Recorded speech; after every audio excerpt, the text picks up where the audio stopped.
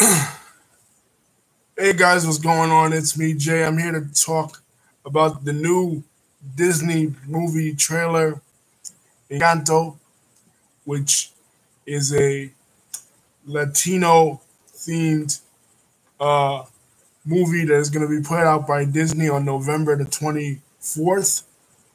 And I'm here to talk about and react to the trailer and what I see. The songs are done by Manuel Miranda, who, of course, famous for In the Heights, famous for Hamilton, and famous for Moana. He's worked, of course, like I said, with Disney before. He's worked with them on Moana. So he's working again with them on this. This is going to be a little bit different. But in the same kind of vein as Moana, in the sense that it tackles um, a girl in a specific culture. This movie is set in Colombia, whereas Moana was set in the Pacific Islands. This movie, though, is going to have a lot of Spanish or Latino themed songs and is going to be more musical than um, uh, Moana, in the sense that Moana didn't really tackle the culture of Polynesian music. It had music in it, but the music was like standard Disney type music. It wasn't like specifically tailored towards a specific market, because I don't really think that the American audience or the international audience in general would really know or recognize anything from Pacific Island type music. But hey, Lisa. But Latino music, of course, is a huge market. I spoke about this on my other videos. Go back to my 2000s decade in review video where I talk about how Latino music finally came to the forefront in American pop culture, specifically with reggaeton and Spanish bachata also, and then later on with In the Heights. So this movie caters to that audience. Also has a lot of famous Latino celebrities. Stephanie Beatrice, who plays um, Detective Diaz on Brooklyn Nine-Nine, is going to be in it. Wilma Valderrama, who plays the part of Fez on That 70s Show, is also going to be in it. And Odessa, called the Princess of Reggaeton, she is going to be in it. She's worked with the likes of Juvenile. She's worked with the likes of Vico C, Baby Bash, and others in the reggaeton industry. And she is Afro-Colombian, so she is familiar to the culture. Um, just like, again, like with Moana, where they had Pacific Islander people, famous Pacific Islander people like The Rock in it, and they consulted a lot of Polynesian people so they could get the cultures right. Because a lot of times, and this has been the history of Disney forever,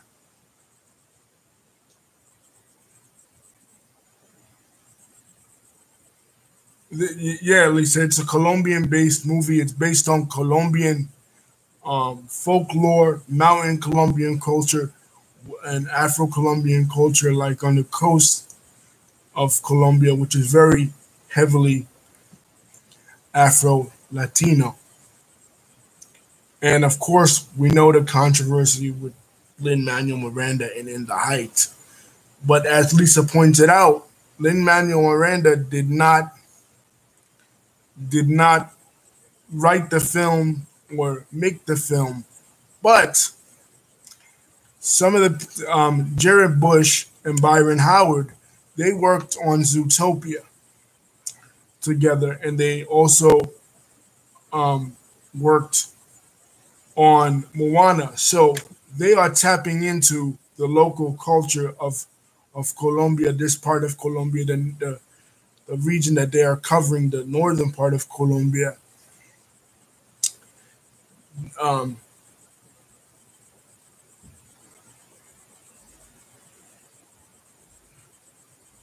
uh, yeah, Lisa, all the characters are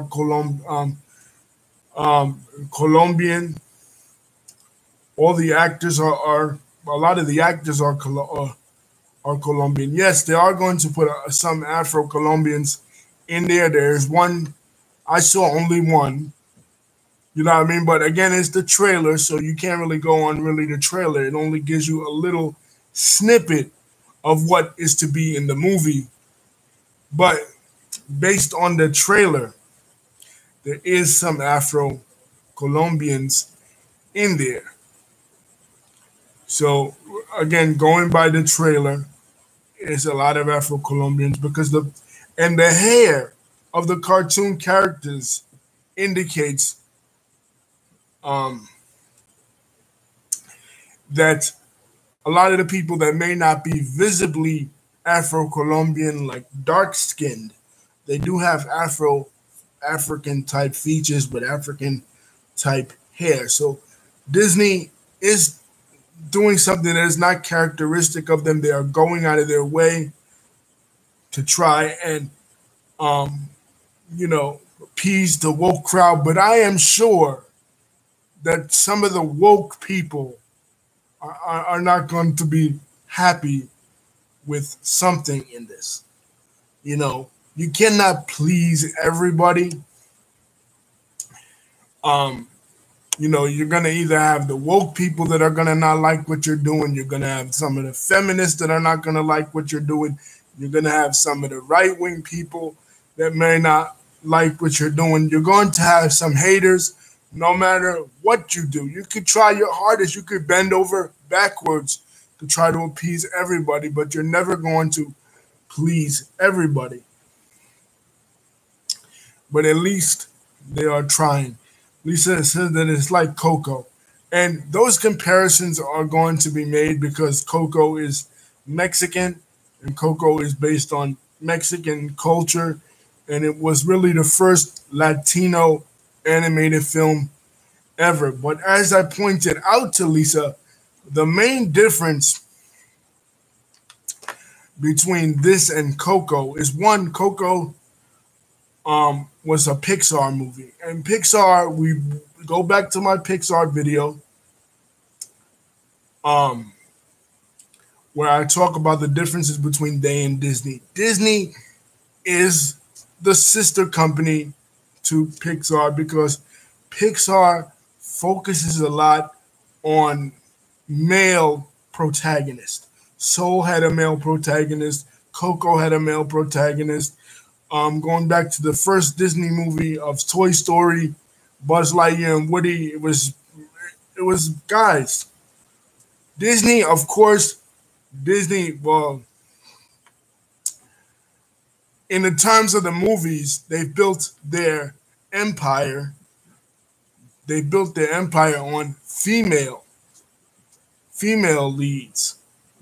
Most of their famous, besides Mickey and Donald and Pluto and Goofy, not from that classic era of the Disney shorts, but of the Disney full-length animated features going back to 1937.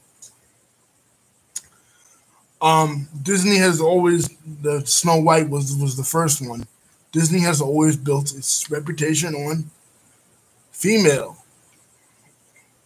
leads, Disney princesses. Snow White, Cinderella, Sleeping Beauty, Moana, Pocahontas, those type of characters. So Disney is more geared towards the female audience and the younger audiences than Pixar, which is ironic because Pixar is the younger company. But Disney is, of course, that's their bread and butter female characters. They've done a lot better since 2013 with Frozen as far as having female characters that don't depend so much on the princess archetype and relationships. But Disney, let's face it, is like Tyler Perry for not Tyler Perry movies for little girls. What Tyler Perry movies are for and Tyler Perry movies and shows are kind of like for grown women.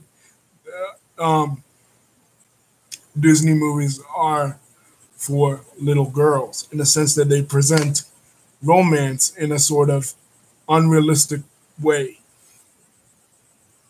They're moving away from that kind of. What I was telling Lisa is that they're kind of um, moving towards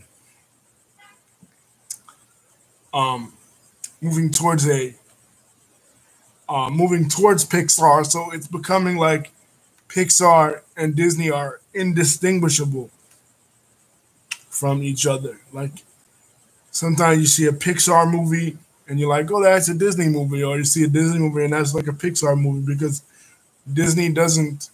Since Princess and the Frog, Disney doesn't use 2D animation anymore. It uses complete computer computer animation. At least as I'm waiting for Disney to have a disabled character in a movie cartoon. Um, yeah, that would be kind of cool, Lisa. But I think we have a long way to go for that. You know, um, the girl that is doing the voice of the main character in Encanto is a member of the LGBT community. So once again, like I said, you're going to have a lot of. She's a bisexual woman. You're going to have a lot of conservatives that will probably attack that because you know how conservatives are when it comes to LGBT stuff and kids stuff movies, like they did with Beauty and the Beast. They freaked out over Beauty and the Beast having a gay a gay main character, but I don't think the girl itself is going to be gay. I don't know, but we're just gonna have to wait and see. But a disabled character would be nice. But I think they would have to settle. Um, they would have to set it in a modern setting. So I would, I would sense that it would be more of a Pixar movie, Lisa, because Pixar tends to set their movies in modern, more realistic times, and their Pixar movies are kind of like regular movies um, that could be enjoyed and viewed by adults as well as children, whereas Disney movies are more, again, child centric and more, um, more based in a fantasy type world. You know what I mean? So, like, Soul, for example, is based in New York City. Um, Up is based.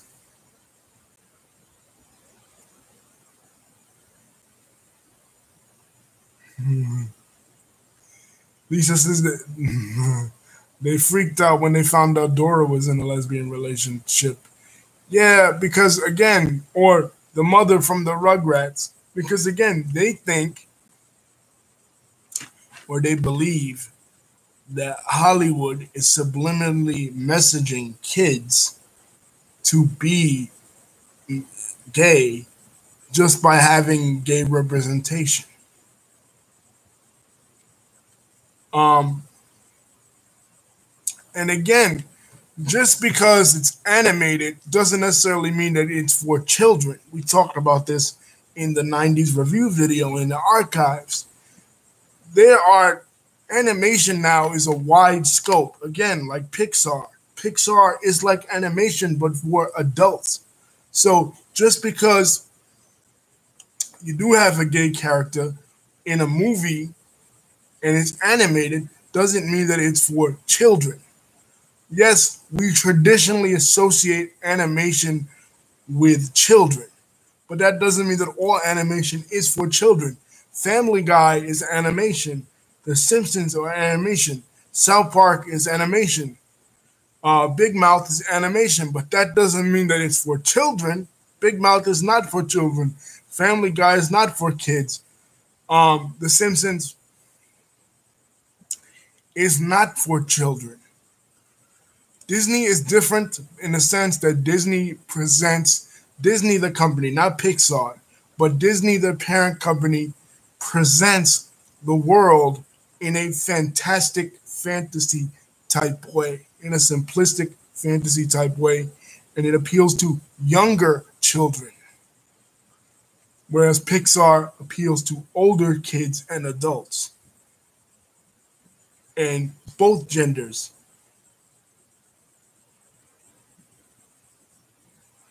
Dory was not in a relationship, you're right, Lisa, but again,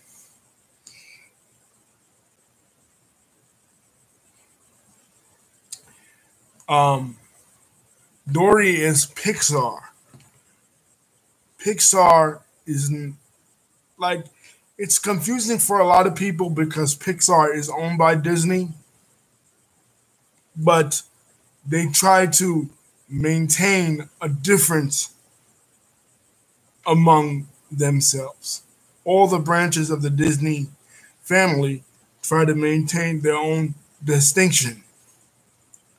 But it's hard for Disney and Pixar because, again, the thing in the 90s or the 2000s that separated Disney and Pixar was that Disney did 2D animation and Pixar did computer animation. That was what in the 90s separated Pixar from Disney when they were doing business together, but they were not. Disney did not own Pixar. But now they both do computer animation. Neither one does traditional hand drawn animation anymore. And they kind of, Disney tries to move towards adult themes like Pixar has that deals with, an older audience, and it kind of gets confusing. The only two branches of the Disney family that are still distinct in their own way, and that's even changing now with the Bad Batch and the Clone Wars series um, and Rebels is the Star Wars, because Star Wars is traditionally movies and not live action animation. But again, that's changing because Star Wars is moving towards animation as well. So the only different one is Marvel. Marvel is the only different one that still is like it always was. But Disney and Pixar kind of becoming one with each other. But again, the distinction is that Disney is for really young children, and most of the main characters are females, and Pixar, most of the main characters are guys, and they're for older children and adults. And not to mention Fox, 20th Century Fox, which is also part of the Disney family, that includes The Simpsons, Family Guy, and American Dad, that I would say are completely not for children at all, especially Family Guy and American Dad, in the sense that they are more for an older audience. Just because they are cartooned or they're animated doesn't necessarily, and it's always really been that way. The outside of Disney, animation has been more edgy.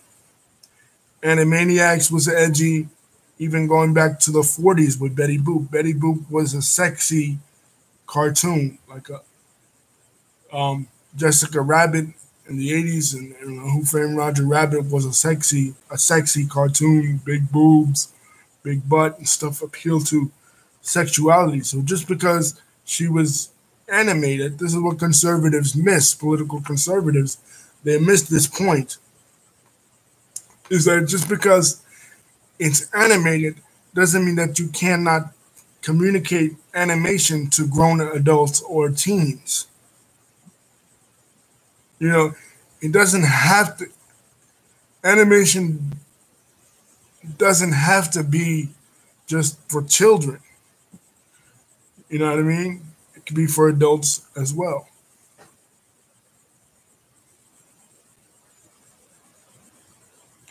Now, Disney itself, Disney the parent company, is mostly for kids. You know, you know what I mean? That's how Walt Disney designed it. You know what I mean? Like you can't even go to a Disney theme park in California or Florida and find alcohol because it's not allowed. Alcohol is not permitted. They're not permitted to sell alcohol because they're primarily for children. But underground, there are some clubs. Underground, there are some establishments in Disney World and in Disneyland where you can buy alcohol. But primarily, it's dry. You know, but because people conservatives in their mind associate cartoons with younger people, they say, well, you're trying to use cartoons to influence the young people to become gay. First of all, I don't think you can become gay. I think, like Lady Gaga said, you're born that way. So when you're born this way or that, or, with a certain sexual orientation, no matter if you watch a bunch of cartoons, it's not going to turn you gay. you know, you know what I mean? Um,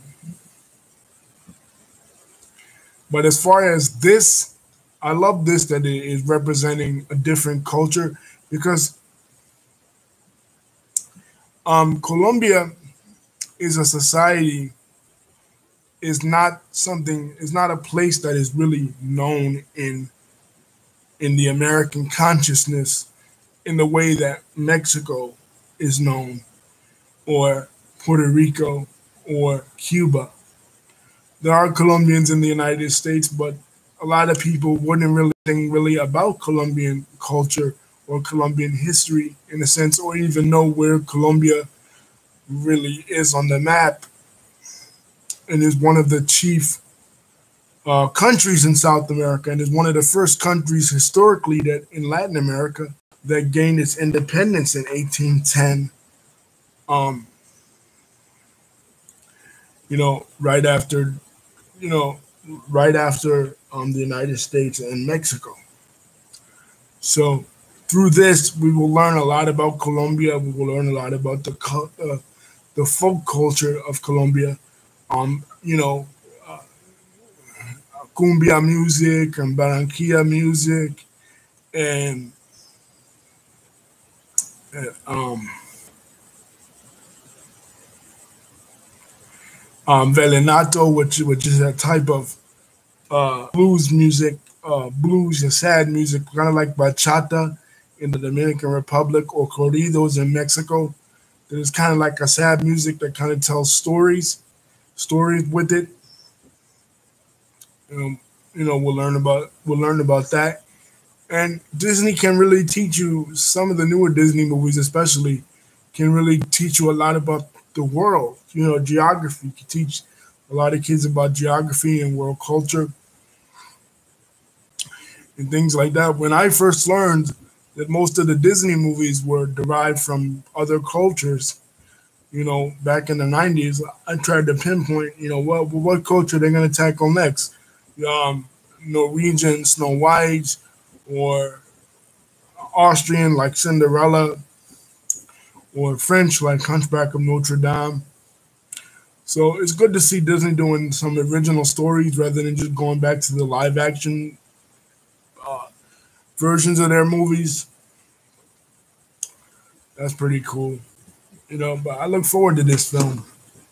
Looks like something good. And Lin Manuel Miranda, of course, his music is great. I think the movie will do well. He said, obviously, if they don't charge an extra fee for it like they did with Mulan, it will do well. If they start charging an extra fee, then that's BS. That's just a way for Disney to try and make more money. Come on, Disney doesn't need any more money. They're the biggest empire in entertainment um, in the world. They expanded in 2017 to China.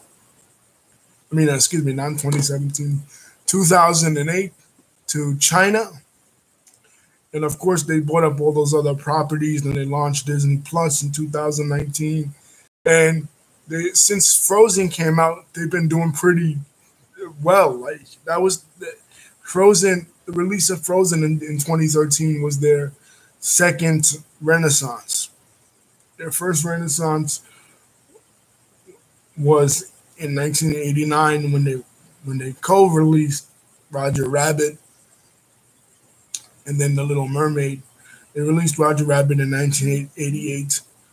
They released The Little Mermaid uh, in 1989, and from there they had their run until 1994. And then 1995 came, Pixar came with Toy Story, and Pixar started to really whoop their butts in animation, and they almost again went out of business and almost sold themselves to Comcast. Just like in the after 1966, when Walt Disney himself passed away, they almost went out of business. And throughout the 70s, they released some of their worst movies ever. That happened again to them. So after 2013, they've had their second renaissance, their second rebirth, and they've grown exponentially to the point where they were able to buy out Pixar. Kind of like how WWE bought out WCW. At one point, WCW was whooping WWE's ass, and then WCW, and then all of a sudden, WWE buys out WCW. And they bought out ECW. They bought out all their competition. So Disney did the same thing in the realm of animation, whereas Disney was, at one point, they were getting their asses kicked by not only Pixar, but DreamWorks as well. When Jeffrey Katzenberger left, he was the head of Disney, and he left the company in 1994. He went to go found DreamWorks with Steven Spielberg and David Geffen, the three of them, and they made the Shrek franchise, and they made Prince of Egypt, and they were doing way better than Disney, in the early 2000s. Disney wasn't doing anything. Chicken Little was one of the worst movies ever made. Home on the Range was one of the worst movies ever made. That's up there, again, like I said, with The Black Cauldron, the famous or the infamous movie in the 70s that Disney made. Is the word among Disney fans, when you say the name The Black Cauldron, Disney fans all automatically know that is code for the worst movie ever made. The worst Disney movie ever made. And Chicken Little is like up there with that. So Disney doesn't need any more money. They charge extra for Mulan. If they do that with this, it won't make a lot of money, Lisa. But if they don't do that, and, they just allow the movie to come back in theaters because, COVID restrictions are being lifted, at least in the United States.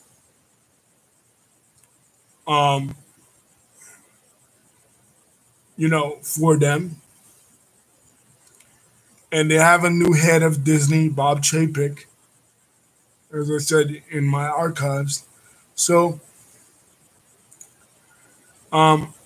they may make a lot of money with this, Lisa. I think it will do well, especially in South America, where they probably want to expand to South America. They probably want to expand to Colombia and to not really Venezuela. The political situation in Venezuela really doesn't allow them to expand there.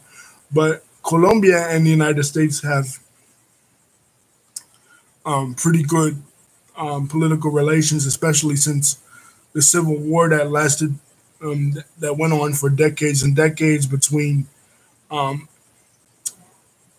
FARC, which is a Marxist, communist, Leninist rebellion group, and the Colombian government that Pablo Escobar was involved in. That you can watch the TV show Narcos to know a little bit more about that. Um, Lisa says Chicken Little was, ended in 2016. That war. Lisa says Chicken Little was not that bad. Chicken Little, Lisa,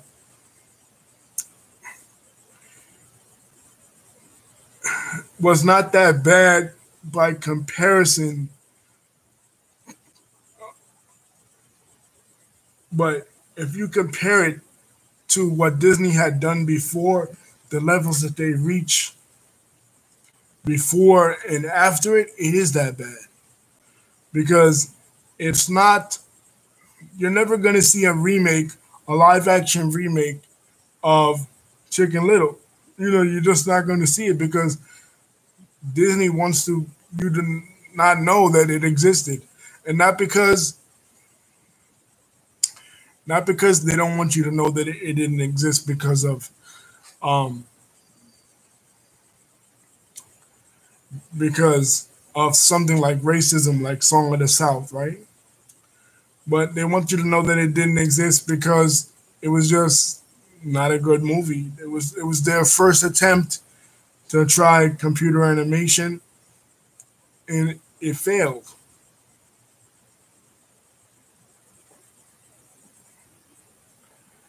You know, because now Ratatouille was the first time that they um when they first bought out Pixar in the early 2000s, and that was great. That was Brad Bird. Brad Bird is the director. He's a fantastic director in terms of animation. But and I know this is a little off topic, but it's still about Disney in a sense. I was reading this book on Disney history, and Diane Disney, who's the daughter of Walt Disney, she polled a lot of children, and a lot of these children in the schools, the newer kids, the younger kids, they didn't even know that Walt Disney was a real person. They thought he was kind of like, a make believe character, sort of like uh, Captain Crunch, or some of these make believe icons, Toucan Sam, like Fruity Loops. They didn't even know that he was a real person, and some of them thought that he was assassinated, like a Martin Luther King or a Robert Kennedy or a JFK. But a lot of them didn't even know that he was a real man that actually um, existed, and he actually um, lived, because the company does its best to try and sanitize the image of Walt Disney to the point where they've sanitized him so much that people don't even know anything really about the man himself, Walt, um, who they used to call him in the company, they used to call him Uncle. He would never allow people to refer to him as Mr. Disney, always call me Walt or Uncle Walt. But there are some aspects of his life, um, his prejudices, particularly against African Americans and Jewish people. He was well known to be anti-Semitic, and his smoking addiction that I know the company doesn't want people to know really about. Family Guy actually has a joke about it. Of course, this was before Family Guy was affiliated with the Walt Disney Company, where, well, allegedly Walt Disney had his brain um, cryogenically frozen in a lab when he died. And the joke on Family Guy is like somebody wakes him up and he's like, "Well, are all the Jews dead yet?" And he says, and the person says, "No." And he's like, "Oh, put me back to sleep." You know, because it is a pretty well known secret that, again, Walt Disney was he was very anti Semitic, and um, he was racist. He didn't have any black animators. He really didn't have any female animators. All the animators, all the original animators, all the nine old men were all white guys. So not that he was, not that he was like a hardcore Nazi or anything like that, but because he actually, Disney was commissioned by the government in the 1940s to do wartime animation. And a lot of some of the wartime animation, like some of the Donald Duck shorts in the 40s, like show Donald Duck doing the Nazi salute and everything. So a lot of that is like kind of problematic, and some of his history and the fact that he never drew Mickey Mouse. It was all done by Works. That's another thing. Walt Disney um, never drew his cartoons. Other people drew it for him, and he took the credit for it. You know what I mean? So that's probably another thing that people don't want people to know. But it's very interesting too that his his history is shrouded in such mystery that people forget he was even a man. That he existed. You know what I mean? Like they think he's like Betty Crocker. Like, you know. But yeah, his daughter, before she passed away in 2017, she used to go around lecturing, reminding people, hey, my dad was a real man. He founded this company in 1928. He did his first cartoon, the Mickey Mouse cartoon, Steamboat Willie. Um, and before that, his main character was a rabbit, Oswald the Lucky Rabbit, that he did in 1923 for Universal. And the character was he never owned the rights to it. So when he left Universal in 1928 to found the Walt Disney Company, he lost the rights to him and Elvira first creation, Oswald the Lucky Rabbit. So Mickey Mouse was not his first son. But anyway, I look forward to seeing this expanded. Peace, guys. Don't forget to like and subscribe. And thank you, Lisa, for contributing. And I look forward to Encanto and what um, Lin Manuel Miranda has to offer. Peace.